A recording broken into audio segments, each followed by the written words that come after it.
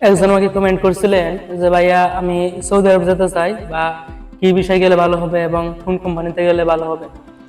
আসলে ভাই,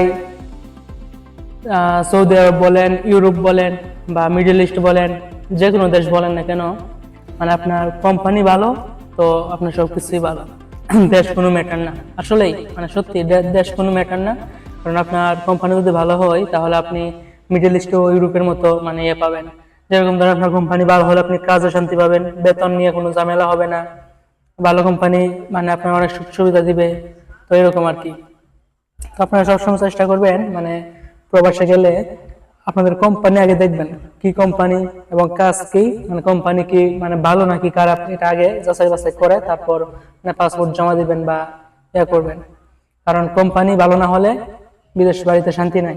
যেরকম ধরেন আমি আছি ব্রুনাইতে, তো আমার মতো আর অনেকেই আছে, তারা অনেক কষ্ট করে বা অনেক আসলে আমি আমার কোম্পানি ভালো করছে আলহামদুলিল্লাহ।